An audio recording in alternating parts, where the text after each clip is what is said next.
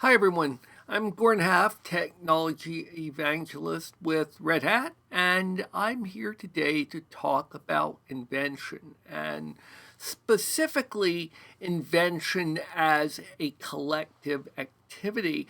And the reason I'm talking about this is that this has become very relevant to the open source development model.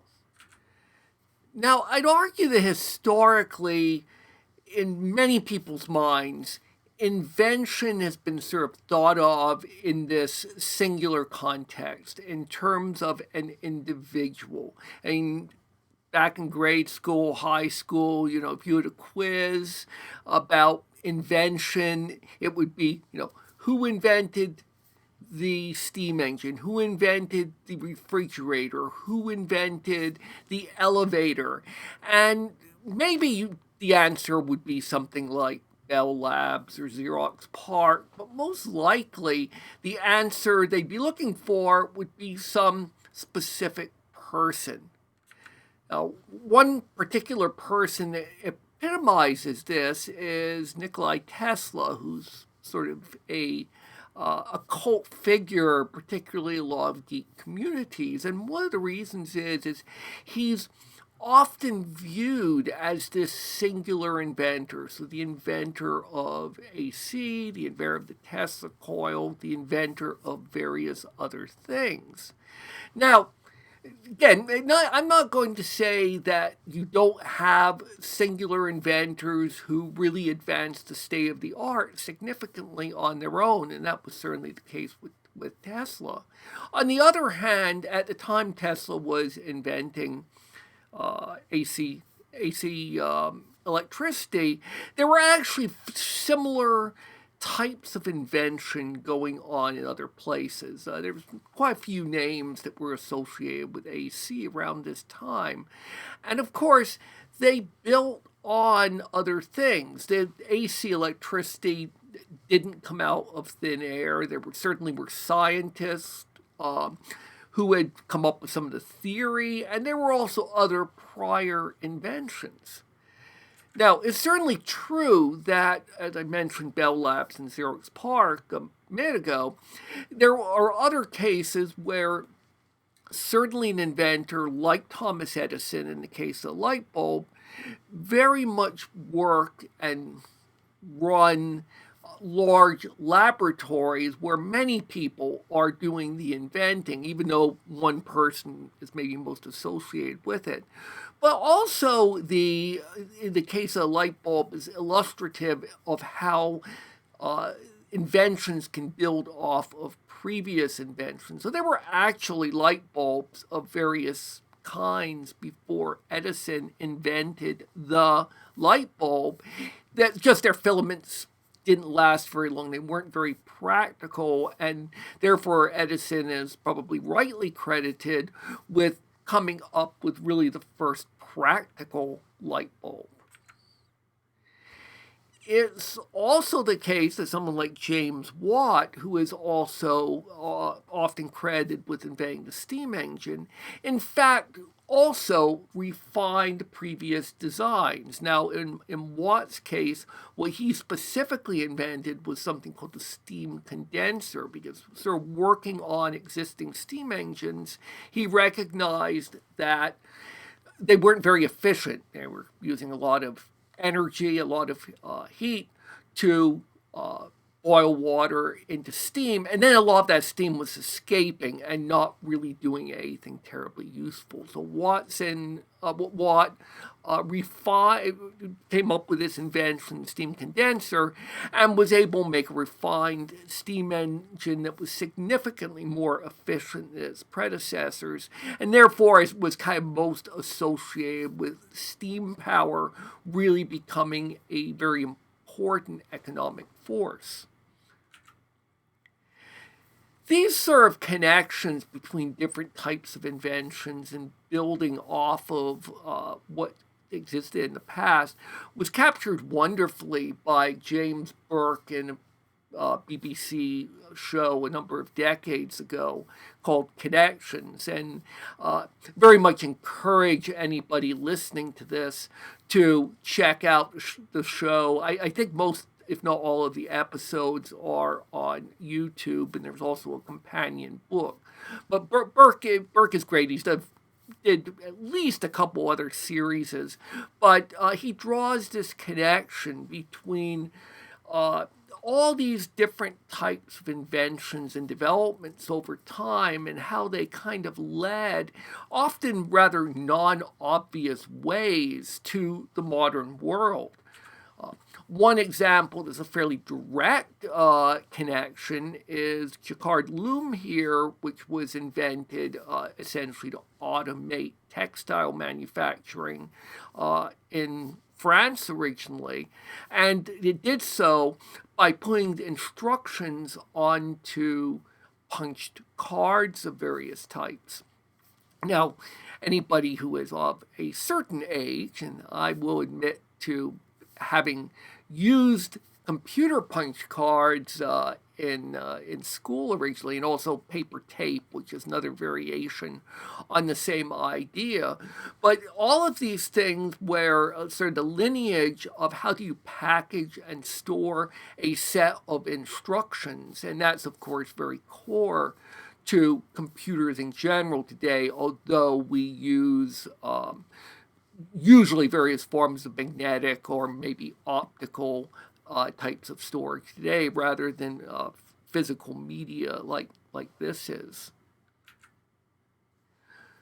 Well, now I'd like to talk now a little bit about kind of some of the theory about how innovation diffuses, and I'll give you some historical examples, and then I'm going to cap it off with the importance of network effects. So not just diffusion, but sometimes so much stuff comes together at one time and in one place that it has an outsized effect. And there's a particularly good historical example of that. So where this sort of theory of diffusion comes from is actually sometimes more, this graph in particular, this diagram in particular, is sometimes associated more with later authors, but it actually comes from Everett Rogers in the early 1960s. And his theory was that you have these early adopters. You have a small number of innovators, you have a somewhat larger number of early adopters, then you have this majority, and then you have these laggards that only adopt things very late in the cycle. And if you think about how innovations diffuse, it starts out on that left-hand side, becomes popular, and then eventually fills in with the laggards. And Clayton Christensen, longtime professor at Harvard Business School, passed away last year. I had a book called The Innovator's Dilemma, and I think until I was doing the research for this talk, I actually thought he was the one who came up with this curve originally, but rather he takes this and he applies this to the idea about how new technologies are adopted and why that adoption can be challenging for existing firms. So, for example, in context of saying that people here probably familiar with, you look around 2000 or so, the majority of commercial firms were using Unix. There might have been some laggards who were still using mini computers, but Unix was kind of the big thing in the middle here. Then there was this little thing called Linux coming along, and companies were just starting to use that. Linux maybe in the early adopter side and by around 2000 or so.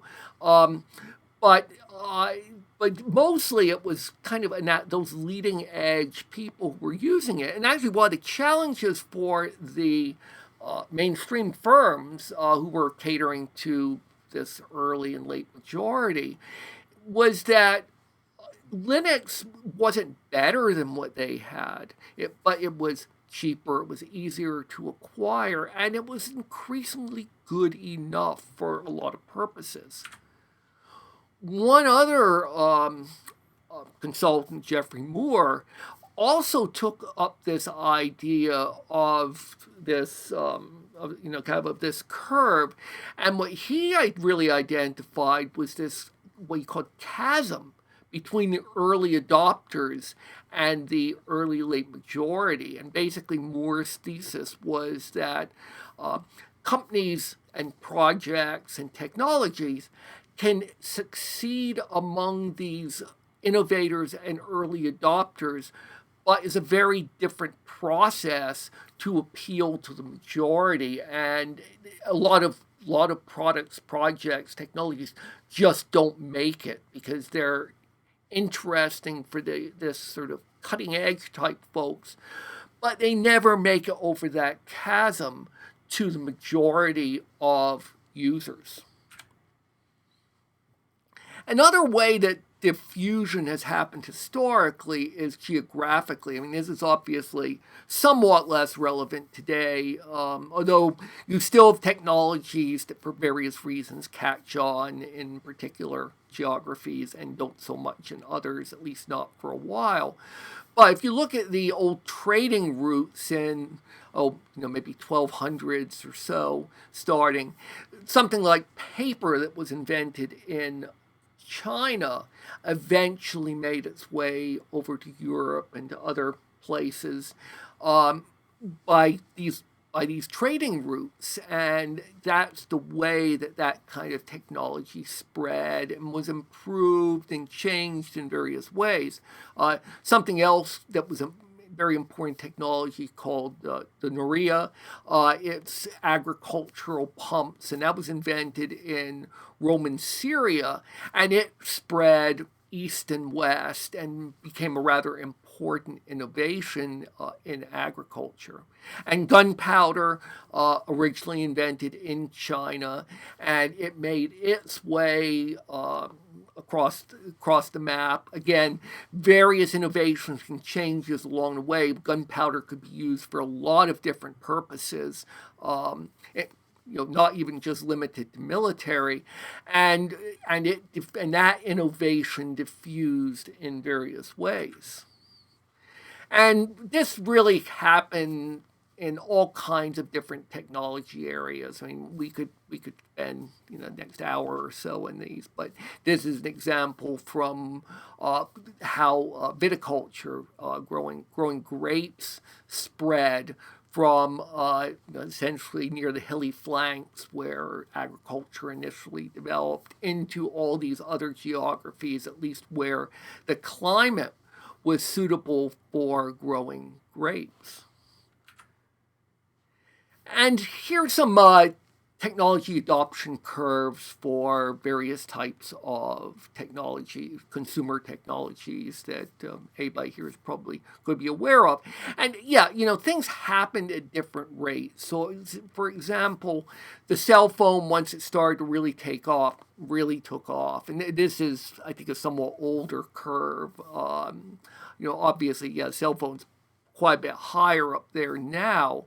And I think it's so the shape of these curves vary, but the basic idea that you usually have this ramp up period, and then it really soars in, if it crosses the chasm, it soars into that majority audience, and then eventually you either hit essentially 100%, as in the case of TV, or you plateau at some level where there's only maybe 20% of the audience just isn't really into it, and so you hit some top line. There's another study that looked at European patents and using patents as kind of a proxy for technology advance, and that's kind of an important element here. We're not talking just that it takes time for people to decide to use something, but rather that the thing that they are using is advancing. And Robert Allen did some of the early studies studying this collective invention idea in the early 1980s. And what Allen was studying was blast furnaces in the UK. So, basically smelting furnaces. And he was looking at how blast furnaces were improving over time and trying to figure out how these improvements were happening, how the information was diffusing. And here's some numbers that he got from some sources, and that basically chimneys were getting higher by and large. And he was using this as a proxy for the improvement of blast furnaces. There were other changes happening as well, but the chimney height seemed like a good proxy for the general goodness of the blast furnaces. And he drew some conclusions that I think are relevant in open source and elsewhere. The first is, a lot of this was fairly incremental, and this sounds maybe a little like DevOps and Agile and all that kind of thing.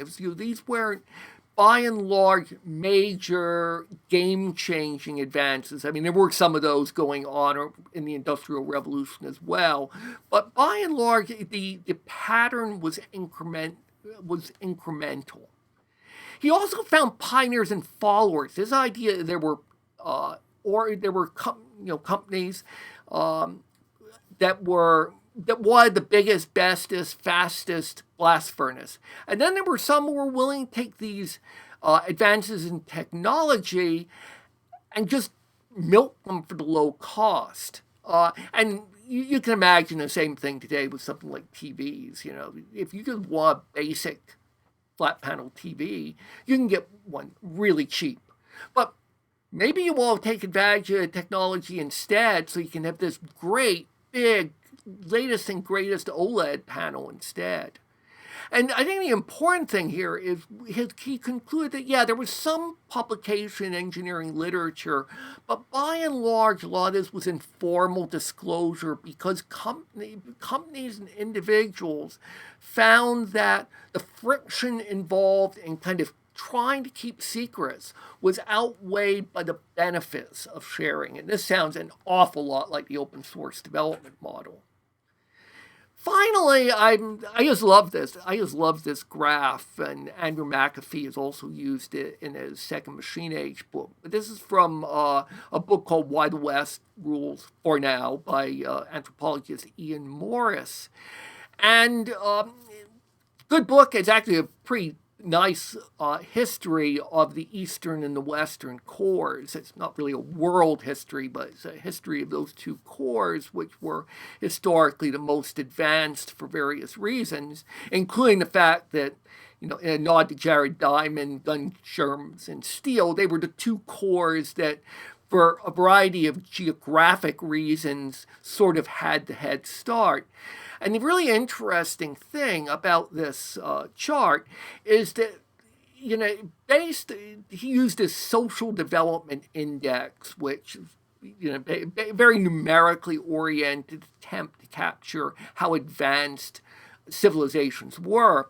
And basically, in the grand scheme of things compared to today, nothing happened until essentially the Industrial Revolution or industrial revolutions. And then this coming together of technology, the steam engine, for example, everything just took off. All this stuff came together to make things look like they hadn't before. And I think we may see something similar related to open source software today. This is the Cloud Native Computing Foundation landscape. They actually have an interactive landscape these days because, well, you can see this. If you try and put all in one page, it's kind of hard to read. But I think this idea that you have all this innovation happening, and to a degree that innovation is being shared and feeding off each other, that's an incredibly powerful thing. And therefore, I see that we may be in software kind of where the Industrial Revolution was with technology more generally. So thank you for your time, and I hope you found this helpful.